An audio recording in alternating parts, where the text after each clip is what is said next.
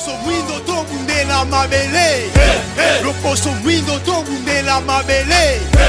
Loposo mwindo to bundela mabele. Loposo mwindo to bundela mabele.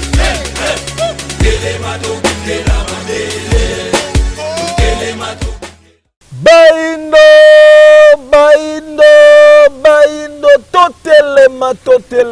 totelema sengo pesa lisusu kwa masura banda kuna bino epai wana penza bozo mebele ya kola na émission ya conscience, émission éducative, émission kelama na likanisi moko kwa kolakisa moto moindo ya uti wapi ya komi wapi pe ya zali ko kende wapi ndi yango mokolo na mokolo sala ke fond ya kokende ko kundula etulu kuto bande ko nyoso bazaka na makanisi malamu na tina ete ya ko sosolisa etulu kuto bande ko nyoso bazaka libako landa kabiso na manaka na biso baindo totelema tolali tolamuki toyoki masolo ya ma prophétie.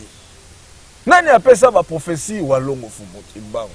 O prophétie pona bomo ya bayindo. Prophétie pona bokonzi ya mboka Kongo. Mingi ya batu bayoka lisolo ya prophétie wana me batanga yango te. Pe na kati ya bato bayoka lisolo ya prophétie ngo malgré batanga yango te na mingi ya batu bayoka prophétie batanga yango te.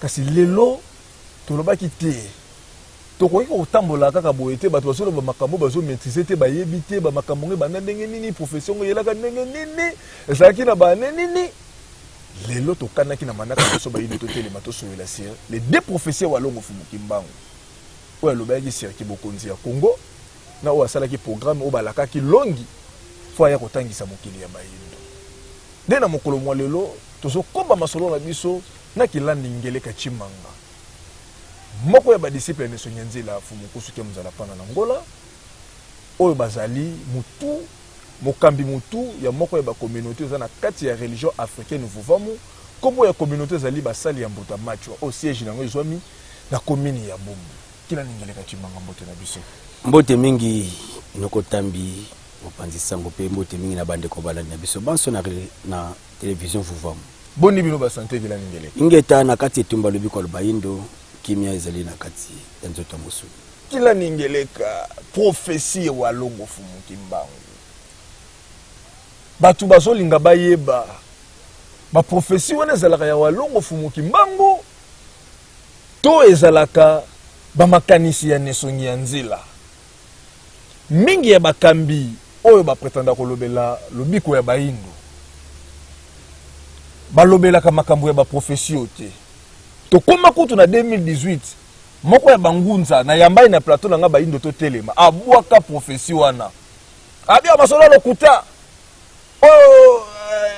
fumukuso alala lamuki asali ba makambo na ye akende koloba prophétie waloko fumuki mbango yambo tokota na siki na nyama kati ya masolo na biso sur prophétie to yeba nanu ba réseau za nini fumukuso bazala le sel bato bazotelema na mongongo makasi kolobake to respecter ba prophétie walongo fumuki mbango atika ba masakoli pona bamboka la biso me bandeko mingi oyo balobaka ba miso ba sotoproklama ba kwatulendo ba longi ba nani ba kombo nyoso toyokaka mingi bazotalisa na mokili ke masolo wana ezali ya fumukusu ba réseau za nini bato bazo réclamer ke bazo bundela bayindo bazalaka inspiré pa fumuki walongo fumuki mbango me masakoli ya fumuki mbango bango babanda ko douter na yango baloba ke za masolo ya lokuta ezali mayele mabe voilà langage babanda ko utiliser yango ezali mayele mabe ya fumukusu pona ko sala mbongo na kati ya société ya bayindo malobe pa ina bloki la ningeleka matondo mingi mopanzi sango nokotambi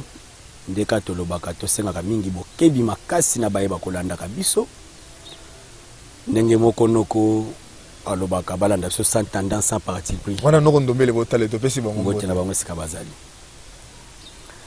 batu fa ba banono walongo fumukima bazana pepo na nini na période kombo ya walongo fumukima ngombe ko loba mepa batebeli walongo fumukimbango bazali motinda mi ya tata mokeli oyo bayaki pa na biso bayindo sima ya tango molai ya bowumbo tokanga ke pa loposo pembe 430 ans nde bango batelemaki na tangu na biso to na période tokomaki tokota na tangu na biso ya libération ileo bake ekomaki to silisaki période ya bofuti nyongo to ya karma spirituel obiso bane tozaki na yango vis-à-vis ba mindele elingi koloba nini biso baindo na bileko lekaka kala tangu wana tozaki na bokonzi na biso ya makasi na Egypte tonyokolaka mindele tonyokolaka bon pendant 430 ans lisolo babetaka na Bible na Exode wa na tangu wana mindele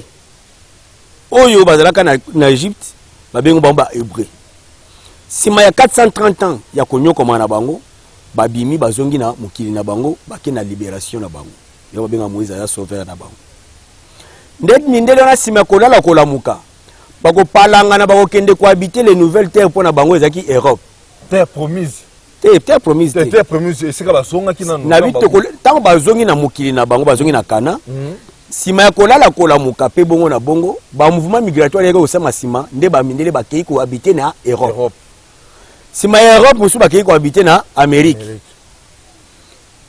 et c'est là qui que na période concordante biso baindo tukuta na suna mindele do mindele baki na Afrique kande ba mesana ko ya nzale pa na bango mais lokola tozaki na dette to karma spirituel vis-à-vis na bango c'était le moment pour te fouta karma wana nde esala et yaki ko favoriser période na biso baindo to kita na bombu na sa mindele ba futa so nyongo ya 430 ans il faut ba nyongo so pendant 430 ans donc lisolo babeta ki to nyongo la ba mindele donc to kota ki dette spirituelle na kota dette spirituelle parce que auto sala ki wana ezikokana kitena volonté ya tata mokili to sala ki mbeba bolimi sikila ngeleka bokende pena mwa lombango te balobaka bana Israël na Egypte bazobetela lisolo wana eza biso bayindo eza penza biso bayindo barabo ezomona te barabu wana te baraba bayeko ya sima na ba mouvement migratoire sima eza biso bayindo oyo biso bayindo ngo tango mabele wana ya kota likolo wana komi ko kauka désert bandi ko ya obenga désert de Sahara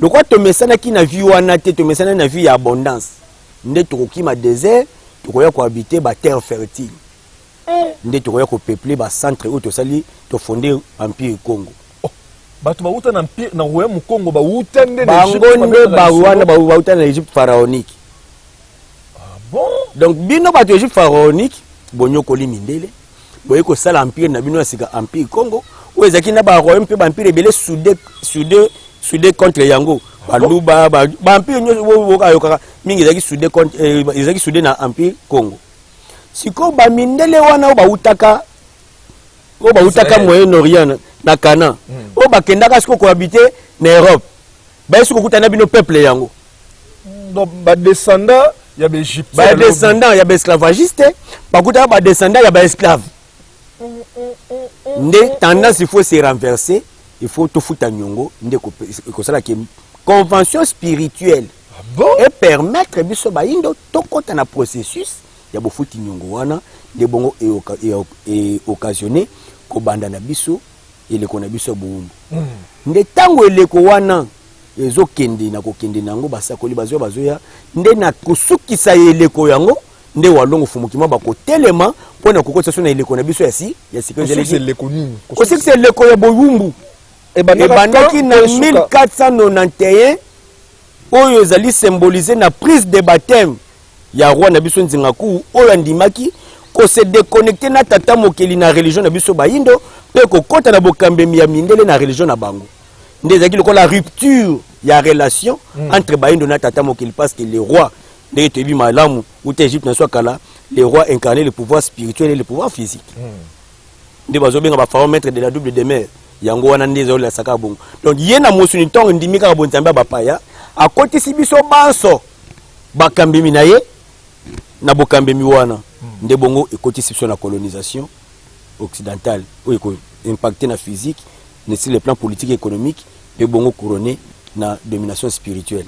Yango wana et comme ma biso ti tangu avènement ya mobiki na sokoya nde fondé to kota na era na sika donc mobiki na biso yende walongo fumukimba oyo na mokila molimo bazali nani bazali tata mokeli na biso bayindo donc nzambe bayindo basambela mpungu tulendo lokola bayindo babosa na kaye babungaka nzela bakeko sambela banzambe mususu nde mpungu tulendo abina ke ko libérer peuple na ngai fona zonse baona relation bazalaki nango na ngai tango oyo bazalaki na bongo ya bonsomi ndalati corps physique babengie walongo fumukima kombo kimbango la isaka mozipoli ma mabumbama ayekola musela bayindo makambo babombelaki bango to o bango bayindo babungisaki na période nyonso ya colonisation. Ah bon? Nde soki bayindo bayebi yango nde wana bamoni lobiko nde yango toloba azali mobikisi na biso bayindo asali mosala lokola nzoto ya mosuni ezali limité nde azongi mokili ya molimo kasi yambo azonga atiki masakoli na masakoli nde bamasakoli wana ezali baprogramme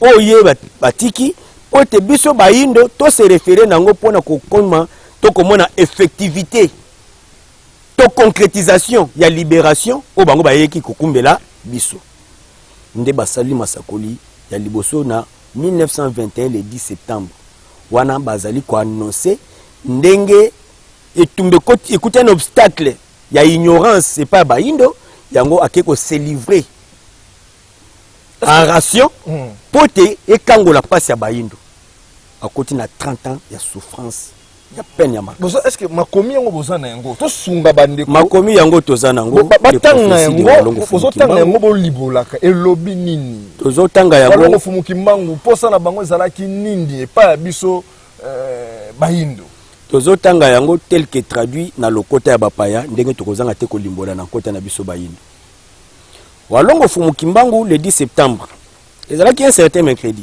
na tongo na esika ya culte po watso la hote bayindo tozaka na ba esika losambo tete bayindo tozaka esika losambo kilongo babenga kilongo epa bayindo komona kilongo walongo fumuki mbangu akena kilongo donc eza église te eza mosquée te mais temple ya religion esika ba célébraka bokoko nete na bonzambe babenga ngo kilongo walongo fumuki mbangu akena kilongo mercredi wana na 9h abandi koloba nazoloba ndenge to traduire na lokota bapa poto pour la large diffusion. L'esprit est venu me révéler que le temps de me livrer aux autorités est arrivé, les autorités coloniales. Tenez bien ceci, avec mon arrestation commencera une période terrible d'indicible persécution pour moi-même et pour un très grand nombre de personnes. Il faudra tenir ferme car l'esprit de notre Dieu Tout-Puissant, donc, ne nous abandonnera jamais. Il n'a jamais abandonné quiconque se confie à lui. Quelle confiance! Les autorités gouvernementales coloniales vont imposer à ma personne physique un long silence, mais elles ne parviendront jamais à détruire l'œuvre que j'ai accomplie car elle vient de notre Dieu le Père. Donc, bozo tant to le baki liboso walongo fumuki mbango azali nzambe. Parce que nzambe ayeko lata nzoto, parce que côté soto le Dieu le Père ndenge nini. Ah te. Dieu le Père to le parce que tata mokeli. Donc tata mokeli azali na bokonzi ya likolo ya banzambe nyonso to ya milimo nyonso. Nde apesi bato na bato kolanda loposo na bango na se ya bokambemi ya molimo mokonzi ba kobenga bato na ba kobenga pe nzambe. Bon, banzambe bazebele ndo nzambe ya bayindo nde wana walongo fumuki mbangu mpungu tulendo oyo azali elongi ya tata mokeli donc représentation ya tata mokeli pa bayindo mpungu tulendo ndenge représentation ya tata mokeli pa mindele yawe représentation ya tata mokeli pa ya barab ala représentation ya tata mokeli pa ya basiatique izwara. Ah, donc banzambe basé belé kasi mokeli aza moko donc nzambe na bato ya ekolo na ye ya race na ye donc wana po bato basosola malamu lokola mingi bazana boyambi bapaya bakotala ngo mingi na Deutéronome 32 7 à 8 na Michée 4 5 bande ko bo vérifier na bande vérifier bana bo comprendre que yawa azaka pona mindele beaucoup bana mingi la ngeleka. Certes ma personne physique sera soumise à l'humiliation et à la souffrance. Mais ma personne spirituelle se mettra au combat contre les injustices semées par les peuples du monde des ténèbres qui sont venus nous coloniser. Donc, peuple du monde des ténèbres. Donc, Satan est bahindo. Donc, Satan est mukila moko te bo. Donc, Satan est zaka onyo so s'opposer na bola munayo. Lokola mindele basala ka maso po bahindo bazala malamu te baonde ba Satan. Car j'ai été envoyé pour libérer le peuple du Congo et la race noire du monde entier. Le peuple du Congo et la race noire du monde. Alors, donc, il s'est érigé lui-même On a 1921. 1921. Ah, déjà Sangoye sous déjà Vanda déjà pas Vanda. Mais Walongo Fumungo Zolo Bake Yatindami pour na kokango la peuple ya Congo pe bendo so mukimba. Atindami pas tata mokeli.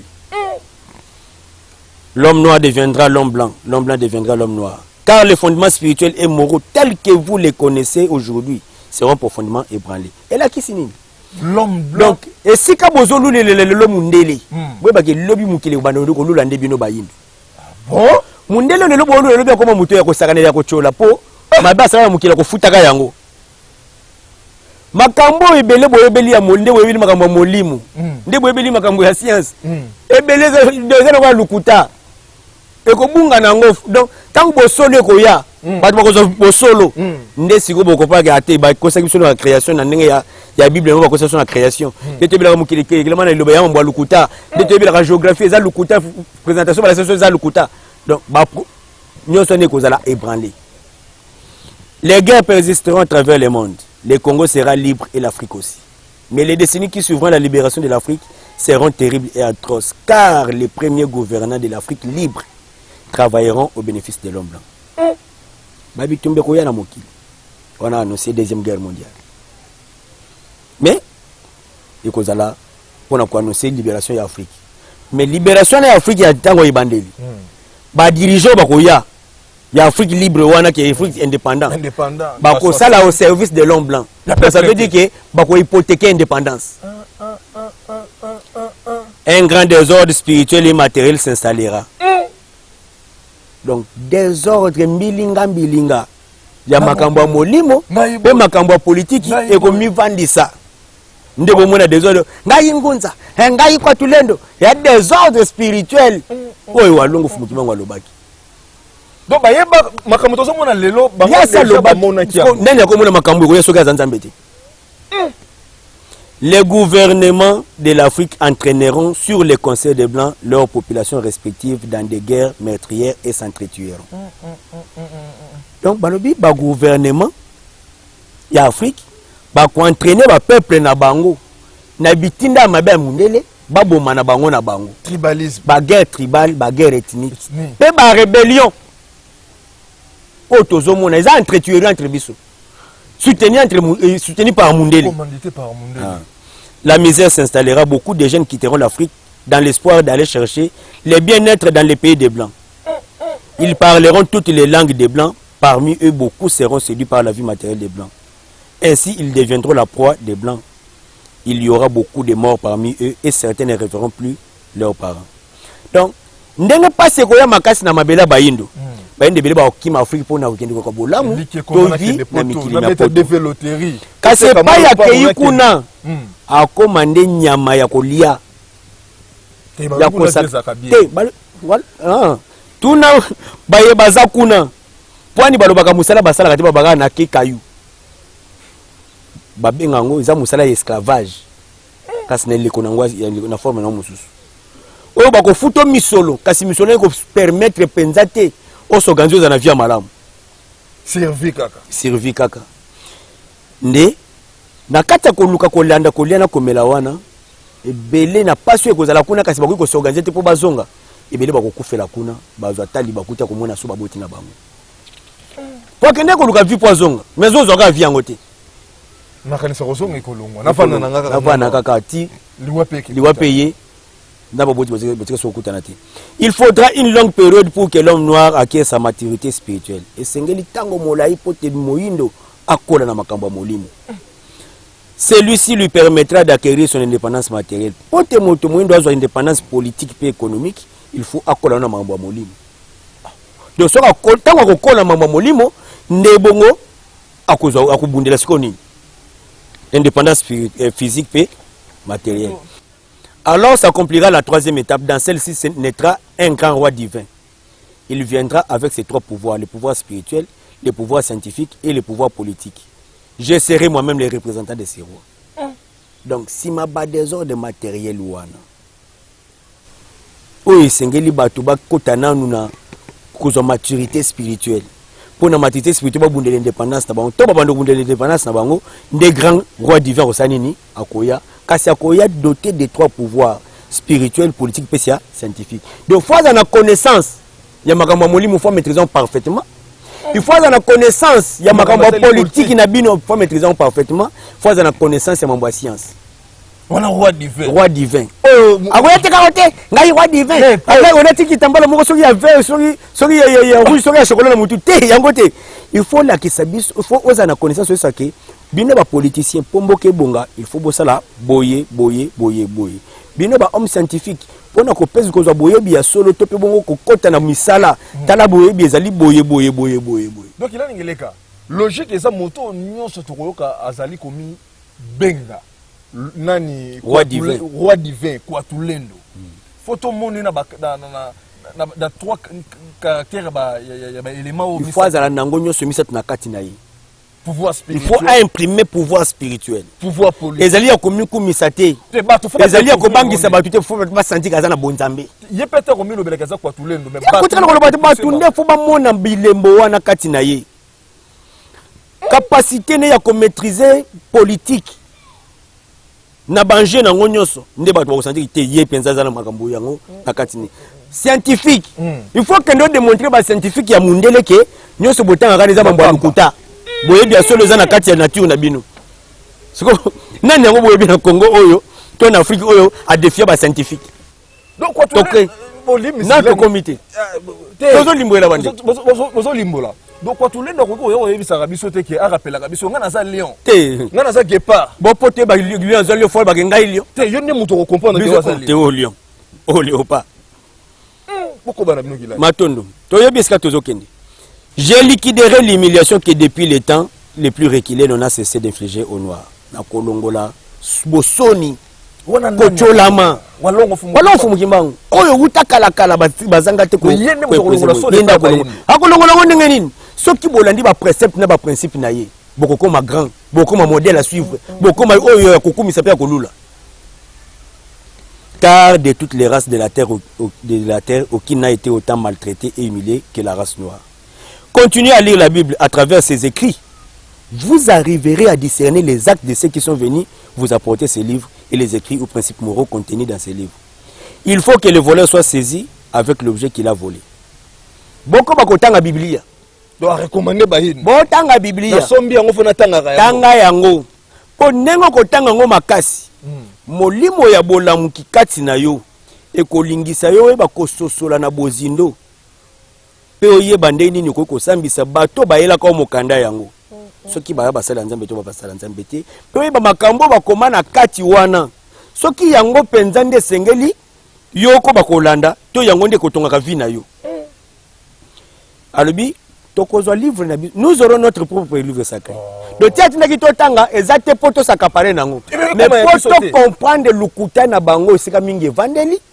Poto comprendre bango moki baza bato lukuta et permettre biso to luka soko sala nzela na biso libanda nzela o bango bazali. To se débarrasser na bango. Recommandation ko tanga Bible exacte po etika la biso mais pona moyen ko comprendre ko se débarrasser. Soko comprendre ngo bien. Faut se débarrasser.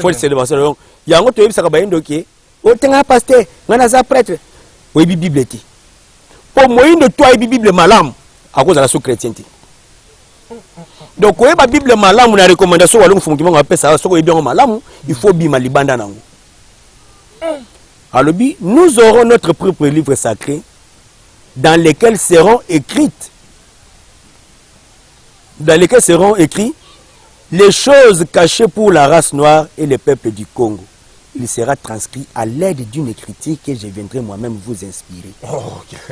Donc, tango botangi ya bapa, vous comprenez que c'est à l'okuta, que c'est à binoté, bozela ya binomoko ekoya. Muta kokomango, ils en longi wana. Kasi kokomango na écriture nga moko na kwa inspirer. Mais les lots déjà na kati ya terrain, ils en avaient beaucoup. Oyo batuba baso talisa na mokili ke beaucoup ya baindo yango, Bible ya baindo yango, Coran ya baindo yango, soki nyongi ya baindo yango. Quand la prophétie le 10 septembre, tu considères le livre nyonso bande konya ba comme ba livre scientifique et non spirituel. Et spirituel, il y a un livre sacré parce que livre sacré et koya na nzela en longi. Longi akokoma livre sacré à l'aide d'une écriture oyo bango moko wa longo fumukimbango bakoya ko inspirer avant pour ko préparer arrivée du roi. Donc ce qui te boni komona na ba signe ya ba livre sacré c'est que tobani ko poussa na pembeni ya bokonzi ya kwatulendo yango wana siko walongo fungima ngwa lobi boy longi wana oyo walongo fungima ngwa koya ko inspirer oyo walongo fungima ngwa sala kati na ye il sera combattu par la génération de son temps bandira na kotanga na moni point 12 wana bandawa un longi un instructeur un enseignant viendra avant mon retour donc retour ya walongo fungima po walongo fungima ngwa ndaba yende croix divin wana oh donc roi divin to so metela lisolo ne walongo eza walongo fungima mais lelo ibele bato basolo bakeza bango ni aseke tobenga ke walongo fungima un longi viendra avant mon retour pour écrire ses livres et préparer l'arrivée du roi. Un longi viendra avant mon retour. Avant mon donc tant que bandi kotanga lisolo zo bimate ke walongo fumuki mbangu ndei bango wana kwa tulendo. Toko continuer. Ah siko bango moko ba bimisi penza. Alobi que je serai moi-même les représentants de ces rois. Il sera combattu par la génération de 100 ans. Mais petit à petit, beaucoup de gens comprendront et suivront son enseignement. Car sans ces longues qui préparera le peuple du Congo. Car l'arrivée du roi sera très meurtrière et sans pardon. Il faut que le peuple d'abord du Congo soit instruit avant cet événement. Vous ne savez pas encore ce que c'est une guerre spirituelle. Limbola nanu kotoba lobi avant retour ya Kwatulendo. Walongo fumu bongo balobi ke bango mokonde Kwatulendo ango. Oyo biso bayindo kulala kolamuka tozozela. Mais ko kama na kati ya Teresa déjà na batu. Oh pe bazo ko réclamer que walongo fumu ki monde zo inspirer bango mokolo na mokolo. Bango baza ta ko kotanga bakomo na baote par respect. Mais baza ebele penza ebele na ngongo lelo zolo babuye ngana za Kwatulendo ngana za Kwatulendo ngana za mais a na kati ya profession ko beta lisolo ya Kwatulendo walongo fumu ki abi bimisi pena la kina mokili ke ye moko ko la représentant ya Rwango donc soki bomoni Rwango se bomoni ye mais boye ba ki koya ya Rwango et cause la très meurtrière et sans pardon ce qu'on dit ni yo za Kwatulendo so ye mais to moni événement ngo yango po événement ngo ezali kolaka ete kisasa oyo kolumba solo makila na arrivé ya Rwango na arrivango po nani kolumba solo makila apesi temps bato balanda enseignement au longi ya yena yango soki temps oyo apesi sili eke bato balanda enseignement te ndako yesi ko na kanda makasi pona ko imposer ordre wana oye après lingi ba préparer bino tango molai donc longi rôle leza ezakaka abada kotangisa bato pona ko éviter terreur to pe bon fureur wana oyo arrivé du roi esengeli yana yango. Quand le peuple du Congo commenceront à se libérer, un pays qui osera s'opposer sera englouti sous les eaux. Vous ne connaissez pas encore la puissance de ceux qui sont envoyés par le Père Tout-Puissant. Donc, ah bazo limbolanine. Ah walo fumukima walo bake. Ceux qui bolandi enseignant, bozu maturité spirituelle, bobandi ko bunde l'indépendance matérielle na bino, politique et scientifique na bino. Pays nyonso e koluka ko bundisa bino. Na ko zindisa na mai.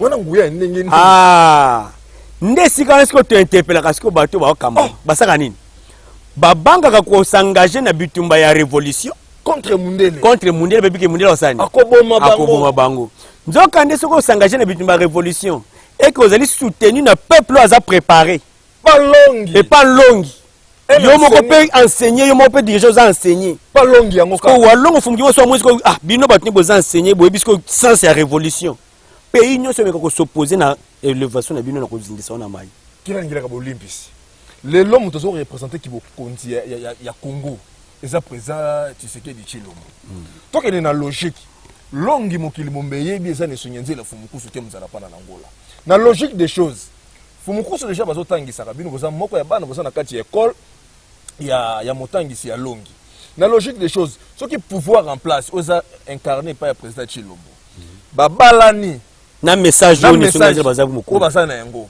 et que la bango mille chance ya ko libérer Congo pe Afrique ou affronter Mundele ceux qui ont s'opposé na kati ya libération na nde force ya ko sentir ko force ya monde spirituel so po lobi mo boyebi non te bitumba muli mondenge za pe boyebi te kanda tata moki ndenge se manifesta donc ndenge boyoka ko te bana Israël bazobima na boumbu nani so armée Pharaon ake uluka kanga bango bazinisi bona mai ezali ba principe orizake soki ka batwane koki ya kobima na boumbu eke bato abebo tolandi message sur salut soki olungo kanga bango en tout cas force spirituelle ko beto na ndenge ke ozanga te sika côté misata susu donc eza principe ko sala na ba race nyonso eza principe atata mokili donc biso pe ba yino lelo soka to landi pe bo minele ba ko beta to komi na temps to na libérateur na biso aza na terrain fumu kusu comme ça pa na ngola neso nganzela na komba walongo fumu kimba soki yo l'état to gouvernant o s'accrocher na message donc ça veut dire on appuyer message oyo et ko ça nini et ko éveiller pe susu pour population siko boko kota siko lokwa ye longi azana ba atout ya mambo politique akoso ndenge ko mener politique azana ba atout ya makambo ya science akoso bino ndenge ni boko kela ya ko ça ne science te mais azana ba akotinda bino ko la sono ndenge ba kelaka wana longi on ne songa nzila bato ba yebite ne songa nzila za déjà na formule ko ya mutuka ya moteur ya mutuka pona biso bayindo mais pona ko sala yango il faut matière yango te ne songa nzila azana mbongo te physiquement contrôlé par l'état voilà ce qui bo pesier matière a kotinda bato oyo bazana badon wana pas transformer basala pe ba ko couler moteur to sala mutuka made in Congo donc pour que longue azana ba capacité spirituelle et scientifique et politique donc ceux qui ont politique à s'accrocher naé nde bongo ba orienter sikoyo ba atu nyonso wana pona etumba libération na tangu wana mundela muniki bobandi ko miselela biloko na bino moko akolinga te po yaye ko tula akoka attaquer bino no guerre makasi mundela bike bobandi ko mundela souveraineté akoka attaquer bino makasi mais nzo neti bo mundela souveraineté bo mundela indépendance économique bozali lié na spiritualité na bino soka meki force et ko beta bango pe babik ba cause l'englouti sous les donc faut ça ba confiance moko voilà donc elio ba ke ba le molimo monde spirituel ba ça ba confiance moko non na monate siko soki tozo mona pas ces eaux persister et ça parce que homme politique a beau se marier na longi mariage homme politique na longi et ko faciliter automatiquement mariage homme scientifique na longi et donc automatiquement oyo kokotsa biso siko na bitumba ya indépendance na biteni nyonso oyo soki na tango wana banguna nyonso azala mundela azala chinois ko s'opposer nango engloutissent les eaux kila ningeleka ba fidèle téléspectateur bozolanda biso awa tozolobela likambo ya prophétie ya le 10 septembre pe tokoya kokota na prophétie ya kibokonzi ya Congo batebele bayoka yango me batanga yango te ba misusu kutu bakenda kutu kobeta ba masolo eloko o kutu ayoka kaka la mato ya zwa chance nana ya kotanga te bazolimola bazotanga kila ningeleka tango lobi longi esengeli pouvoir en place pouvoir politique et balana na longi toloba nini soki kwa tulenda ko la représentation ozala représenter par bango mei walongo fumuki mbango toloba les mêmes formules yango ko sala mai pa longi to longi saka muto ko te ya esili nango après na période kwa tulendo ninga bango walongo fumuki ba lobi ke ba ko sala représenter ya mutu wana to limbola ka mona ba tozomona c'est comme si rôle ya longi ezozala makasi mingi ke rôle ya kwa tulendo. Quand tout le monde a un rôle déjà, Thérèse a déjà préparé, il kaka ko instruire batu, basala bo, basong sabo, mais côté ya batu pour na ba bongwana, ya ngonde loko ya pasi mingi na kati ya bongo ya batu, o longi ali ko bundela mukolo na mukolo. En effet, ezali processus. Quand tout le monde ezali parachèvement, ya processus wana oyo e bandela ki na koya ya longi. Donc ndenge tolobaka ko sacler mabele. Ko préparer mabele. Na ko tia semence na mabele za biloko mbale différent mais nyoso zaka nini ko sala bilanga donc longi azana musala na ye ne teni o wana ndenge pe kwa tulendo azana musala ne kasi musala na étape na yango et sika tozali ko marteler awa pona ko lobete to sengeli ko kota na profondeur ya ko ba prophétie oyo walong fumutima wa le 10 septembre parce que yango ezali lié na vie na biso na Congo pe vie ya baindo banso na lolenge kan tozolobela ke to sengeli ko kota na profondeur lelo bato ebele bazali koluka kokota na kati ya likambo ya prophétie sans pour autant kokota na profondeur ya prophétie yango moko donc amonaki phrase moko na prophétie orgueil moko physique ote longi ozana nguya mo bibon ngande sko longi yango yanguya mais akoti te na profondeur ya prophétie mobimba o ezali kotali ko préparer ko yaya kwa tulendo wana nde sali ke e créer ko confusion na kati ya mito ya bato to ko rappeler bande ko na biso balandi boye ba malamu ezali ko welela leadership te ezali fanatisme te to vantardisme te tangu fumu nkusu kia muzana pana na ngola nesongi anzila bayambi mission to babandi ministère ya kubundela lobi kwa bayindo na 1981 oyo bazela kite netinda ko sala vuvamu oyo tomone lelo vuvamu ba kansa vuvamu kwa lingomba to lelo vuvamu région africaine ba approcha ki bakambia mangomba pona ko faire voir bango boyebi bango bayambi pe ko landa mission bazana ya na yango le okakate azalaki boye akendaki na armée du Christ azalaki na DKB azalaki na 62e communauté Baptiste nyonso wana ezaki po ayesa bango lolenge bosambela yango te il faut tozonga na bokoko na biso nesika zewe sabato ke walongo fumukimango aza mobikisa biso bayindo azali motindami ya Yesu te na periode nyonso wana ba benga walongo fumukimango tata Simoni Kimbangu Mbuta Kimbangu tata Kimbangu kasi aza te aza tata Kimbangu te Mbuta Kimbangu te aza mobikisi na biso bayindo mfumu Kimbangu nde tangu tokomi na bane 1992 93 mokila molimo yebisi fumu kusu ete tango ekoki obimisa mosala yango libanda donc kombo walon fumu Kimbangu oze ko loba manette na chambre tata Simoni Kimbangu bobu misoli libanda ke ende mobikisa bayindo nda bandi ko sala ba campagne ya évangélisation ba campagne populaire des premières campagnes en 1993 na terrain Bondo assisté par tata to prophète Mangongele et sika ya yambo wano fumu nesongi anzila bateki publiquement ke biso bayindo mobikisi na biso za walongo fumu Kimbangu quiconque a défi to zeko tsabino nani ayebi moto oyo alobaka ki walongo fumu Kimbangu za mobikisi so bayindo avant 1993 na ba onyo so babibenga bangunza ba fumu lelo mutu presque ti lelo bayindo nyoso tolobaka mfumu mvuluzi walongo fumu Kimbangu eza po nesongi anzila baportaki kombo wana o po te bato nyonso bayebela yango na bayebatiaki tembe lobi bamonaki kete tobenga bango mobikisi tobenga bango na kati ya mana potokota na makambo etali professeur Kibokondi na kati ya prophétie ya 1921 le 10 septembre esika balobi ke longue ya kozana tâche moko très difficile batu ya période na ye bakobundisa ye mais petit à petit batu bakobanda ko comprendre que message ya ye nango eza solo toloba nini la majorité bato nyonso lelo bandimi message ya Nesongi Nzila mingi babundisa mingi pe bafinga mais na kati ya kolala na kolamuka bayeki ko comprendre que baza pena na nzela ya solo esengeli biso bayindo tolanda tololenge kani po bafinga maka mingi na ngambo moko tolobela ngo bongo kasi na ngambo mosusu wana ezali kokende kotouche mingi bazali mitu na oya kobundisa na kobundisa ezo touche mingi baza mitu po yo okobundisa nde yo okoboya ndoka koboya voilà mais mobundisa za mutu ayebi kasi atelemeli diabolisation donc bayebi na bango ke sango tata nazolo beza ya solo kasi pona lokoso ya kowelela Kibokonzi kowela kingai nde balobi te tokondima ye te poso tondimi batu bakosani na bandimi so bakokeli babanda kokumisa nde to bakolanda ye nzoka nde ya ye te po bakumisa ya ye nde po basani batu bakola na molimo po ete babundela nini bonsomi ya mosuni siko babundisi wana tokolobela ezali mingi bamitu ya mangomba soki tokotanga kombo nkondo tata Mwanda Nsemi parmi ba grand babundisi to mona na babikanda tina lelo ezali komonana na kati ya bana oyo ya boti koleka na bango na bitando eza po bafinga fumu kusu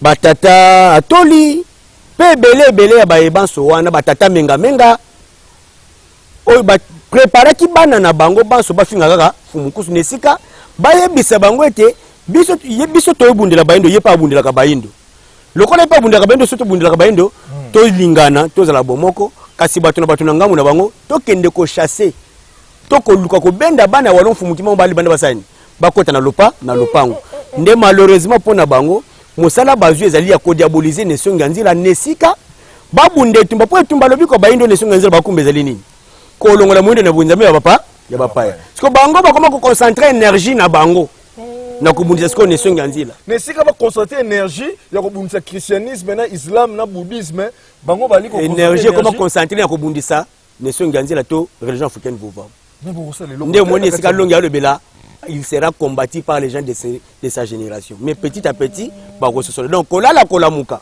Nakati bososolo na musu bakozala écarté. Ndete ezangela kinenge ba écartement spirituel salamaki pour na tata mangongele, écartement spirituel semi pour na tata atoli, écartement spirituel semi pour na tata mwandasemi. Et kokoba na ba oyo bako persister na lolenga ko bundisa. Mais so muta bongwani na ya. Soka bongwani okozala écarté te. Donc oba ko bongwana oba ko sosola petit à petit bakozala écarté te kasi bakozala élevé. Mais to songo na pe na religion africaine bangunza mususu bakomi ko approcher fumukusu. Ah bango nde basosoli baza ba mitu ya mangomba basosoli pe baye ko sunga musala. Tozaki na kilandi moko kilandi kabe na niveau kingasani to pesi bango mboto ya bi pe na bi nzele sengela ki to yeba banda kala nzela nde yango ya fumukusu.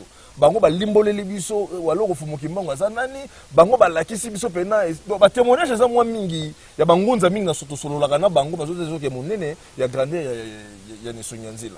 Donc yango wana la professeur qui ko samaka malembe Nesonyanzila iko bundela bolamu pe lobiko ya bayindo to libérer bayindo na bumbuza bakamna na maboko ya Loposo Pembe nani yango ayebite ke système nyonso ya bayindo kangami pa mundele munyeso ayebi siko mutu wana nesika yo te maboko to pe obunda bitumbana ta na angle na yo mitie lokola mu opposant na ye nzoka nde opposition ko kozala kata makambo ya molimo te yo mone singa zelo ya bato ba meli ba bangi boko mimbitie wa opposant ya sango oyo nango bilenge mo bimi mikolo yo ngai boy ngunza ezalaka to benga nini ezalaka likabwa famille te ndebo komisa te ngatata na ngaza kana papa ndebo bakatata kimbangu te ngunza ezali ka ba famille te ngunza ezali degré d'élévation spirituelle o soki mutu akomi wana azali doté na boyebi pe bozindo boyebi ya mokili nde ba obenge ngunza banyo bazaka na fumukimba bazaka bangunza te mais abie kaka bangunza donc pour dire que eza une catégorie de gens nde bakoma ka bangunza kaza mokili mobimba te donc bino soka mutu alati ka nzamba la pembe atuntuki ngunza soka luboti ndoto ngunza kilani ngeleka to kata bino maloba te ebele bande kongo zolo bazoleka ka mukolo na mukolo balobi fumukusu asila fumukusu asila mission ya asila to mituni question ko sila ya fumukusu bango esika bapesaka fumukusu mission bango bazalaki yango bazo déterminer asila to ezaka par jalousie ndenge ezalaka wana mutune liboso mutune mibale ce qui a le que fumukusu asila c'est que quelque part bazo reconnaître que azalaka donc dans ça mutuna na ngai lokola asila ça que azalaki na makambo siko lokola azalaki na makambo ngona na pesa ki walongo fumuki mbangu so walongo fumuki mbangu akotika moto oyo apesaki makambo atangisa bayindo nenga asili atindele bana moko boye babanda kofinga kaye mukolo na mukolo ese walongo fumuki mbangu ko se contredire te azolingelo ko moko na contraire na yango po bato nyonso bakolanda fumukusu na ta na bebite selo makambo bandeko la maso balandi fumukusu ta na bebite on a une facilité soit dit on a une facilité tango mfumukusu asili walongo fumuki manga bimisi bana moko baba na ko s'attaquer na bana ofinga bozo mo que maso déjà oyo bazaki na confiance ya ba makambo na nzela ya fumukusu bakolemba boko perdre bango yango wana esika tozolobela bazali te na kati etumba bayindo kasi bazali ba oyo bazali ko bundisa longi ndenge wana longo fumuki manga sa nini alakaki donc ba miti na kati ya bobundisi na opposition contre bango moko walongo fumuki mbangu do babundisa nanu walongo fumuki mbangu bango bakase babundisa fumukusu po fumukusu azali ko sala œuvre tinelo azoko kana kati ya bolongi na ye so le bien sili c'est ka tangisa ka souté mais ba baza pemele ba moni chaque jour batangaka mokolo na mokolo do batanga chaque jour petit lelo azotangisa peka bayindo lelo ba ke yonde sans so kansa sili po yebi pete mission na bango ezalaka nini luka wa approcher na yebi ke bato belé na lolenge so bozelaka bosala ba équipe ya infiltration bo infiltra na ba époque surtout tangisi batu tango tangi bozindo le biote ngana utaki lingomba boto katotala atinda kinga bo infiltra nande bo infiltra ti le no bo contredisa message ti jalousie na bino evandika ke alia kambonga pouvoir azokosa bato bana bakenda poto mais nanu bo contredire ainsi coûter o tata mokela pesi pona kotangisela bayi dans la logique ce qui fumukusu tolobi kokuya na bango faut mona message moko o ezali kolo ya message wana pe fois banda ko se contredire na makambo alobaki liboso lokola message evandeli na cohérence ti lelo se contredisaka te c'est que fumukusu aza toujours constant na kati ya lutte pe azali kokende na victoire to pe bongo avancer na kati ya bitumba yango wana sika tozolobela mingi lelo to mona ngona ba jeune oyo ba hérité bizelele pe batata na bango o bakambaki bango ba mangomba batata na bino spirituel batikela ki bino masuma pe mababe oyo bino ba jeune bozali lisusu ko renforcer masuma wana e ko bebisa su ba génération na bino ebele ko ya sima batu bayebi te lisuma na libabe ndenge esalaka na via mutu ofingaki ozongi olali olamuki okei pe kope simbi oyebi te ondimi te kosalaki mabe moko epatisa ata mokeli mais yebake libabe na lipamboli ezaka lokola nde tobulunaka soki oloni mbuma lelo ebotaka lelo te mais ntango ebota te ndenge olonelaki yango ebima ebele soki oloni malamu okopikola malamu so oloni mabe okopikola mabe jour bakocomprendre bongo bakotika kokota na bizaleli ya lisumo baboti na bo batikelaki bango longi kwatulendo masakoli walongo fumuki mbangu kila ningeleka tokoki kokabwa na boye te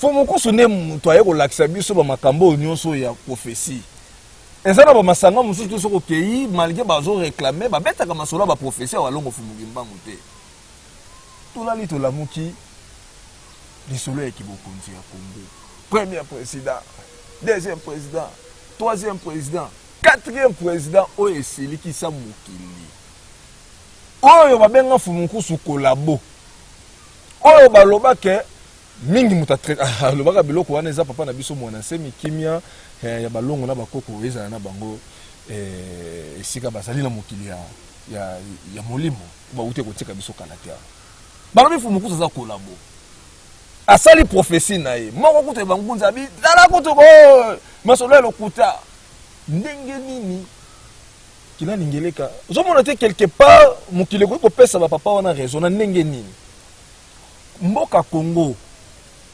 ndenge nini walongo fumuki mbangu bakoya kosala prophétie esuka kaka na kibokonzi kati c'est que 5e président kozalaka te 6e président kozalaka te 7e président kozalaka te wana de ya mibale on attend à 4e président tokozala bansomi na kati ya na époque 4e président tokozwa mbongo ebele bamarche esalama na nzela elimete na pasi oyo tomonaka na époque ya 4e président ntango bozolisa peuple ke tokozwa mbongo ebele ozomona te ke ebimi eloko moko na mokili ke fumukusu mpena alalaki alamuki akeli makambo ne moko boye mpo asepelisa pouvoir en place bino boza moko ya bana spirituel moko ya badisciple lokwa tozwaki libaku te ya kozala pembeni liboso na bango koko azuka mboka tika toprofite bolobaka mpe eloko moko soki eloko etungisi yo koyelela koyimayima te kofinga te kosilika te lokotuna lokwa tokutana yango totuni te prophétie wana kotala boye tozwa mbongo wapi tozala bansomi wapi c'est le contraire passe ezalaki oyo mpe ezokontinue mpe kaka ntina lelo kaka pasi na pasi ozomona te ke mutu akolobaka efumukusu akrea na eloko wana bapapa atoli baloba yango na émission ndeko na biso nsumbu kimi ya tata mokili na balongo ezala na bango mpo bazonga dena mokili molimo baloba eza kopi na ye na bangunza na ye kopi na ye ozomona te ke mokili ezokende kopesa bango raison te mokili ekopesa bango raison te kasi nde mokili ekomi condamné mpona incrédulité pe inconscience na ndenge nini bato bakolo balobaka ki walongo fumukusu nde basali prophétie yapo déjà bayebi walongo fumuki mbangu te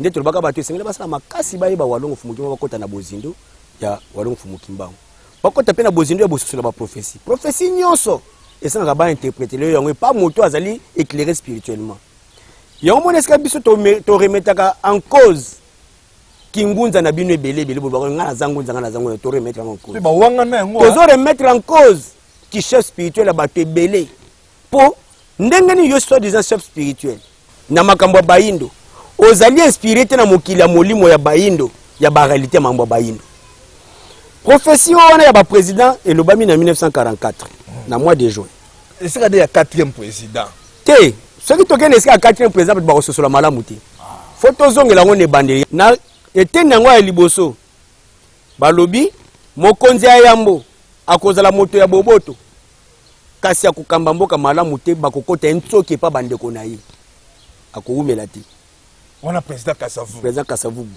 parmi ba trahison oyo afaiblissaki Kasavubu ezana no bande konya Congo central bayebi il masolo baluka koyeba Vital Mwanda, un allié proche à président Kassavubu, comment il s'est comporté tant que la tension politique est là qui a na camp adverse où il fragilise qui pouvoir na bango moko ba Congo. Mon konzami bala kozala moto ya ndenge walongo fumukima wala moto ya rigueur akola senti moto abokasi lokola nkoi kasi na tango na ye désordre koya makasi muibi kozala makasi akowumela na bokonzi kasi suka bakobengana lokola mboa. Voilà président Mobutu. Président Mobutu. Azaki. Nane wayebi rigueur Mobutu te. Nane wayebi fureur Mobutu te. Masuka kandenge nini. Il a volé, il a pillé. Dictateur. Azo munyo so mona ngazo kima. Manjela njila. Walongo Fumukimbangu alobi troisième président akoya na makanisi ya kobongisa mboka. Kasi mboka ekozala déchirer makasi na tango na ye. Corruption ekozala makasi akowumela te bakoboma ye. On a prophétie. Na 1944. Nanto yete na 4e. On a 3e musée. On a 3e musée Kabila za vivant Fumukusu pas télémi déjà en 1995. Musée koti na Kisasa en 1997. Fumukusu a tomboli prophétie wana. Bana n'époque à musée. Bana n'époque à musée. Azo be la prophétie n'époque à musée za vivant ba yebise ke yoko wumela te ko la prophétie. Ezalaki na mois d'avril l'an 2000 na manifestation moko ya munene ya centre de spirituel nego africain Vuvamu na salle d'Izo. Fumukusu azobela la prophétie na temps ya 3e président o elakamaki pona vie na ye. Na kati ya ba invité d'honneur ambassadeur itinérant ya musée Kabila Kondo Mulongo. Na suka ya manifestation asengi CD asengi manifestation ba pesa ye. Ba PC manifestation pa PC memo. Amemela musée. Amemela musée. Lokola ba yebisa ye. Biso nde toye kotangela bino prophétie. Biso nde tozana mosala yango. Soki tokutani to limboleli bango, pe tokoki kotalisa bango nini bakoki kosala pote alternative ya boko ya prophétie sanini e bongwana. Zela okilani ngeleka. Donc nenge ba lakelaki selon prophétie. Pour prophétie c'est loko eroya lobi ba moni. Si ba monaki. Ba moni yango événement ngo nenge ko sala. Donc walongo Fumukimba on a 1944 amonaki déjà que na 2001 qui bokonzi ya Congo ko sala incarné par mutu moko songolo pakala. Donc tant bi prophète Azali ne na dimension walongo Fumukimba azanzambe. Nzambe na bino. Nzambe azebi ko sala projection ya avenir. Ayebi we leka we zana we kuya. Nesko yasa koma kikuna? Bino na boko. Kwa yesa bino yango lelo. Ko bino batu boko yeso bosani fo bana ko talanga ko tanga ko alobaki nini? Alobaki nini? Le tanto fo boko yate. Eska yako ko boko. Tuna langeza lesika. Tango Fumukusu batalisi que possibilité ezali. Que lokola ba lakaki akokufa akowumela te akokufa. Kokufa pamba te bakoboma ye. Bakoboma ye. Toloba nini? Nguya nini Fumukusu bazalaki nango pona kolinga kolongola eloko ya bongo tango bake possibilité ezali. Lokola bango bazali longi. Oyo batindami pa bango mei walongo Fumukimbangu. Nde bakosolola pona kobongola. Oyo kana makito ela akoki ko plaider pour ba atténuer conséquences wana ezaki prévu. Voilà déjà na l'an 2000. Na l'an 2000, Mouza kokufa na 2001. Mais na mois d'avril l'an 2000, Mouza kokufa na janvier 2001. Attitude to retourna bango moko to kokuta na tango ba monike to bani ko poussa na. Boni misinde ko mopanzisa ngo. Ba proche collaborateur à Mouze o ba yoka ki prophétie. Parce que la religion africaine ezako lobama président ko umelati. Donc ndenge basala ki ba manœuvre nyonso pona ko pime la rencontre wana. Il y a homme spirituel, homme politique.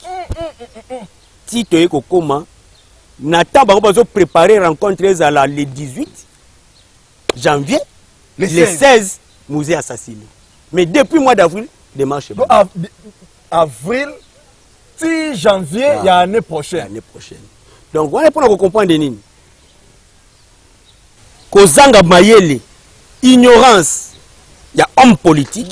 Kwa yebite ke moto naza en face na ye azali nani makambo azoyebisa ngai azweli yango pe akoki incarner ni liboso pouvoir na biso sika tolobaki il faut homme politique ba ko se marier na homme spirituel. Total nanu élément au beaucoup. Total élément ba ndeko boso la ndezali élément ya masolo kilani ngeleka uti ko beta émission nyanzi la Fumukusu ke muzala pana na Ngola. wana zolobela prophétie wana ko donne mentionner 4e président dans ans on a mututé ba zolobela ndenge nini 3e président akowumela te mais wana président Moïse Kabila azana en fonction fumukusu ba zolobaka bakowumela te parce que wana pesa ipo ba pesa ba ngombo mako na bi eza ko banga yo ko lobaka président kowumela te na période ya mandat siko tala siko zeze pe pa zoluka peka mbongo po nata ya Mobutu batata to na batata mwanda semi basala propagande mabe contre les songs ke alia kambongo Mobutu tango asala ba campagne azomisa ba mbongo na ye pour na osala campagne pour na médiatiser message kala bola nanu élément obandeko donc tika pour apprécier le lenge mondele tata maman kaka la bataille pour l'Afrique le lenge bomoni mangombe tobi na kati ya mboka oyo kuna koteya bino te bukungola motema bukonzi ya nzambe komi pene me bokonzi ya nzambe bino bozozelela ngo wapi etikali mokaya le président Kabila ye na bokonzi ya nzambe parce que bokonzi ya nzambe dans les responsabilités de misalela oyo na moposa bokonzi ya nzambe eza na occident yango wana occident ozo créé na mokando oyo balobi mpo na tolonga. Si nous parvenons à introduire des Bibles partout en Afrique avant que la révolution ne s'y installe, l'Église y survivra sous n'importe quel régime, même si tous les missionnaires en sont chassés et si toutes les églises y sont fermées. Balobi malam kaka mutunyo sami sala déjà la Bible ngaye. Wana n'importe quel régime goya pour résister kaka. Parce qu'il y a des moyens de vision. Et le président Kabila a un combat. La vie ne va s'embellir. Président Kabila a un combat, la vie ne va s'embellir. Les Américains, les impérialistes de Nyoso, la période président qui est aux États-Unis, à New York, ici, soi-disant, soi-disant,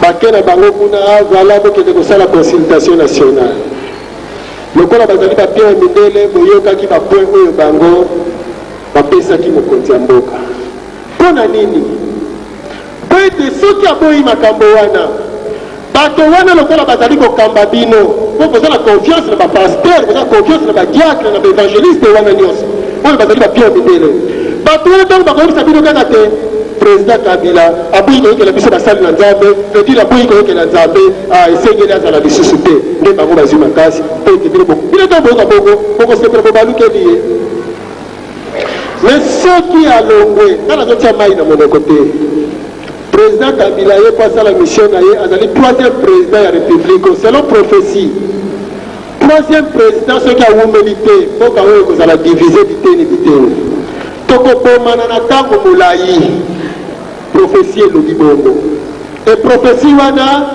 eza na bible te prophétie mfumuki mbangu atikaki mpona maimatali république du congo république démocratique du congo na accession na biso na indépendance soki bondimi mboka ekaba na biteni biteni tokota susu na guerre lisusu makasi lisusu tokontinue bozoba kasi soki tolingi tolonga na basi bandeko tolamuka makanisi ya mokonzi baexploitaka mpe basalelaka yango mitambo eza ebele bapreuve eza ebele ya kopesa bino tata mama kasi lokola tolobaki te ezali éveil patriotique religion na politique ekendeke nzela moko religion chrétienne ezali kobunda mpona unité ya Europe yango moto ezali kosala force ya Occident ndenge pape Jean-Paul II adeklaraki yango religion islamique yango eza kosala force ya barabe religion bouddhiste yango eza kosala force ya baorientaux sauf baafricain lokola bazangi religion yango wana mpe bazangi force yango wana moya kobunda na mindele ezali te mais mpona tobunda na mindele possibilité ezali tolamuka na pongi tata mama kolamuka na pongi ezali kolongwa na ignorance soki tolongwe na ignorance wana nde tokoki kolibere mboka oyo yango ntina bosanga na biso na ntongo ya lelo tata mama ezali nini ezali ete tososola mai mazali koleka na kati na mboka na biso mpo na lobi eutaki koleka mpo na lelo mpe mpo na oyo ezali koya biso moko tokomilukela bolamu na biso toyeba nani azali koboma biso mpe nani oyo azali koluka pasi na biso ilangeleka me salinga nzoto malili ba image eza boye eso solution moto ozolanda biso fumukusu libo na message ya walongo fumukimo to par rapport à walongo fumukimo fumukusu bazanani ko tangu balimboleli mokonzo azaki na tangu wana to bazo limbola pona mokonzo na tangu wana batu ya Congo bazaki ko pesa message sika na mitema na bango pe bango ba kombia politique bazo pesa message sika na mitema na bango